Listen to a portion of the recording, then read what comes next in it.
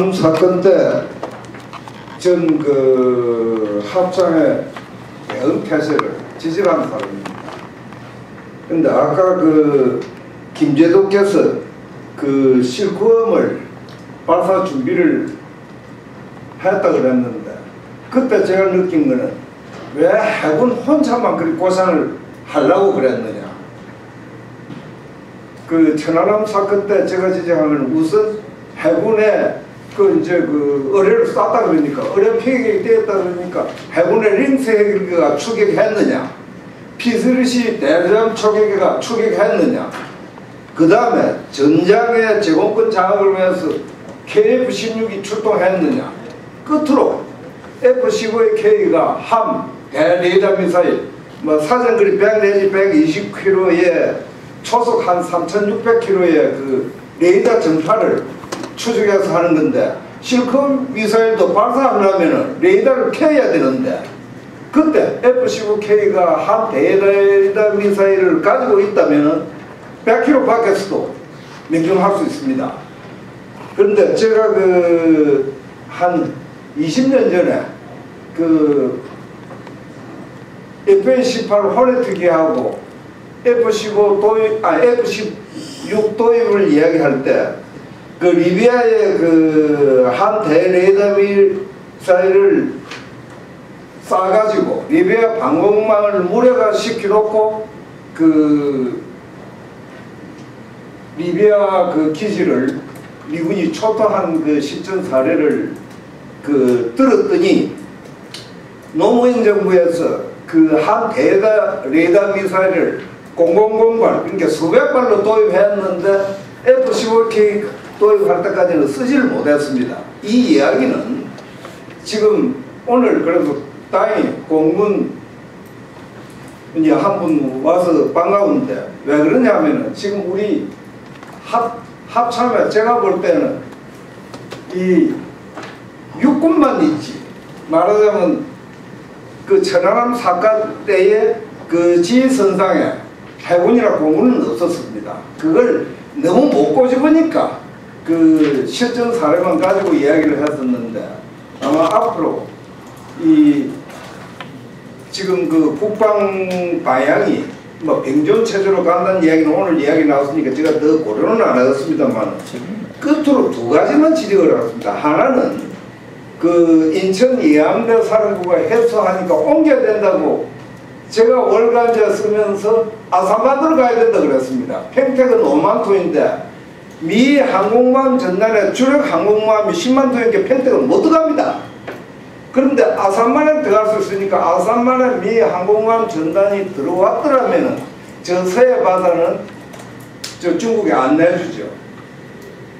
뭐 그 정도면 이야기하고 끝을 내겠습니다. 감사합니다. 네, 고맙습니다. 또 다른 분 질의를 해주시되 시간을 절약하기 위해서 1분을 넘지 않도록, 그리고 코멘트보다는 질의 콘텐츠 위주로 좀 해주시기 바랍니다.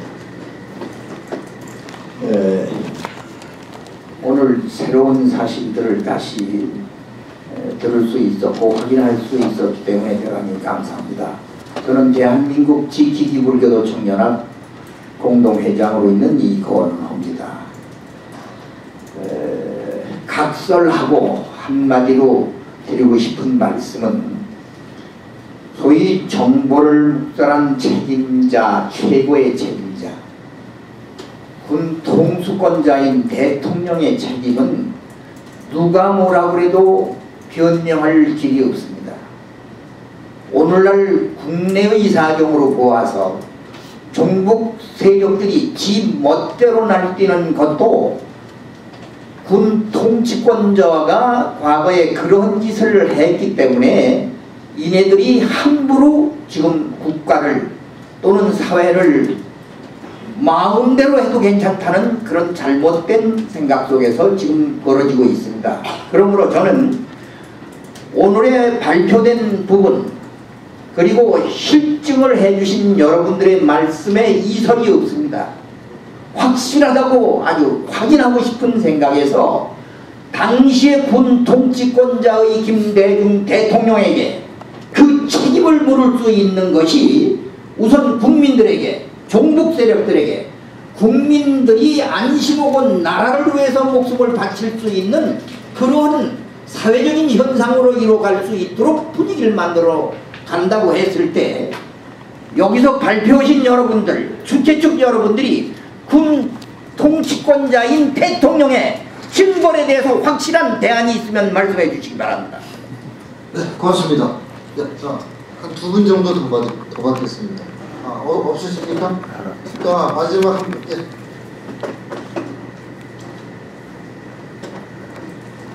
저는 예비역 육군 대령 김기영입니다. 제2 연평여진이 일어났었을 때 제가 국방부에 근무를 하면서 MBC에 제일 먼저 항의하러 갔던 사람 중에 한 사람입니다. 가서 제가 항의하기를 바다에서 일어나는 일들을 당신네들 어떻게 알고 이렇게 군을 함부로 폄하해서 할 수 있느냐 해서 항의를 해서 정정을 요구한 적이 있었습니다. 제가 돌이켜보게 되면은 근무를 하면서 유독 2002년도에는 우리 오늘 언론에 재조명하는 측면에서 왜 그때 당시에 우리 언론이 군을 왜 진짜 너무나도 많이 두들겼는가 하는 데에 대해서 저는 의문이 있습니다. 왜냐하면 그때 당시 한번 언론을 보시게 되면은 군의 조그마한 일거수일투족이라도 무조건 고도를 해서 확인하지도 않는 상황을 해가지고 너무 군인을 소위 말하는 사기를 저하시켰던 것으로 됩니다. 또 두 번째로는 한번 그때 당시에 보시면은 국방부 정후문이고 뭐고 NGO 단체들이 왜 그렇게 항의 데모를 했는지 그 이유도 제가 왔었을 때는 재조명을 해야 되지 않는가 하는 생각이 듭니다. 그것이 먼저 해결되었을 때 어떤 것이 해결이 되지 국민적인 어떤 그런 것이 없는 상태에서 군만이 과연 재조명이 되겠는가. 손자가 이렇게 얘기했지 않습니까? 전쟁에서 이기려면은 우선 장수의 능력이 있어야 되고 군주가 간섭이 없다면은 그 전쟁은 승리한다고 했습니다. 즉 최근에는 이 군주가 저 언론이지 않습니까? 이 언론도 한번 재조명하는 측면에서 그때 당시 상황을 고려해야 되지 않겠느냐. 싸워서 싸울 수 있는 준비가 돼 있는 사람에게 자꾸만 이 간섭 저 간섭을 했었을 때 과연 그게 올바로 싸울 수 있겠는가. 저는 그런 측면에서도 한번 재조명이 돼야 된다고 생각합니다. 감사합니다. 네, 고맙습니다. 이제 플로어에서 세 분이 코멘트 내지는 질의를 해주셨고 또 지정토론 두 분이 말씀을 해주셨는데 제가 간단히 요약을 하면은 김철호 박사께서는 여러 가지 좋은 말씀을 많이 하셨는데 질의사항으로 주사파들이 고백하는데 왜 반장조합 정가 그렇게 왔다 갔다 하느냐 질의를 해주셨는데 그 부분과 관련해서 김성환 대변인께서 좀 보충 설명을 해주실게 조금 아까 김혁수 제동님께서 그 질문에 답을 해주셨습니다. 육군은 철조망으로 해서 난파 가짜줄 제대로 못 잡고 공군도 낮은 고도로 날면은 레이더망이 표적되지 않느냐 뭐 그런 것 같은데 우리 저 이왕 질의가 나오셨으니까 그 점에 잠깐 코멘트를 해주시고 김혁수 제동님께서는 역시 우리 저 해군 출신인 한철영 제동님 할 말을 보충적으로 좀 해주셨고 그런데 마지막으로 요체는 그겁니다. 국가를 상대로 해서 보수하는 문제 그것이 어떤 실익이 있는가 좀 답변을 좀 해주시고요. 플로어에서 나오신 분들 얘기는 뭐 실컷 미사일이라든가 여러 가지 말씀도 있었고 그 다음에 당시 지금은 고인이 되셨죠. 뭐 고인이 된 분을 어떻게 우리가 할 것이냐 뭐 예를 들어 조선시대처럼 역적은 부관참시라는 제도가 있었지만 이거 어떻게 할 거냐 분위기를 조성해서 어떤 대안을 마련하면 좋겠느냐 하는 것을 두 분이 좀 말씀을 해주시면 될 것 같고 세 번째 말씀하신 분은 당시 언론이 왜 군을 그렇게 두드리도록 내버려 두었는가 또 NGO가 그렇게 바로 하도록 왜 분위기를 그렇게 조성했는가 그에 대한 뭐 그 당시 정황이니까 죽은 자는 말이 없는 거 아닙니까? 살아있는 분들의 생생한 지금 몇 가지 의견 제시 내지는 질의사항을 모아서 우리 저 한철영 장군님께서 먼저 좀 말씀해 주시죠.